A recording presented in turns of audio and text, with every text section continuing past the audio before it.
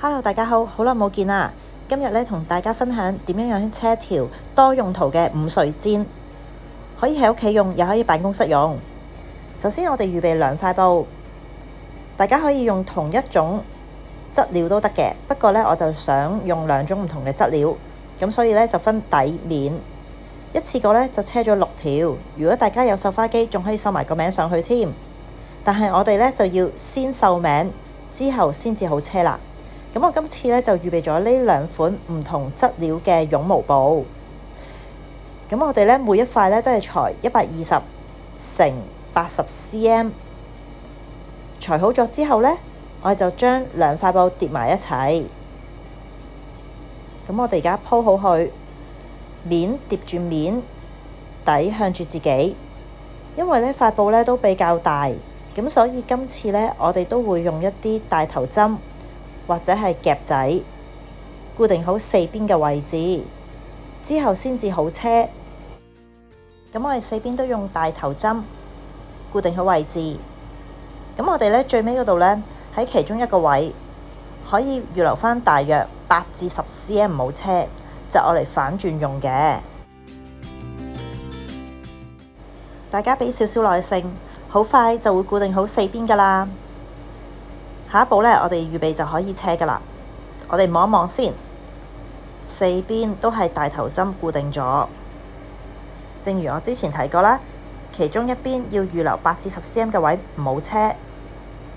咁我哋咧距離布邊大約1 cm， 去圍住4條邊去車。除咗剛才我講嗰個缺口位，咁咧車呢啲絨毛布嘅時候咧，有機會咧佢哋會歪歪地嘅。咁所以咧，好睇返嗰塊布咧嘅彈性，好似今次片咁樣啦。粉紅色有泡泡嗰塊咧，其實咧個彈性都好犀利嘅。咁所以咧，佢會有少少走位。咁所以車嘅時候咧，就一路都睇住啦。咁如果佢一路咁樣走位咧，我哋就要停一停部機，再將佢固定返好。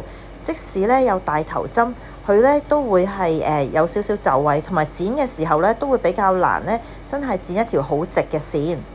相對咧，另外一塊咧，你會見到嗰個絨布咧係比較少彈性嘅，咁所以我就將佢鋪咗喺面，主要咧就攞佢咧好似當間尺咁樣用，咁佢咧就會可以車得好直噶啦，跟住佢嗰4條邊。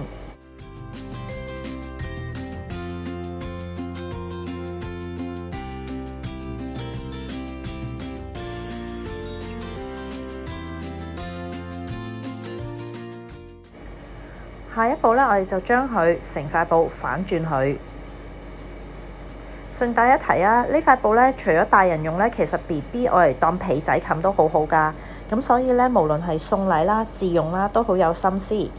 我呢一份禮物咧，之前一次過就車咗6條俾唔同嘅女同事，俾佢哋咧喺辦公室午睡嘅時候用。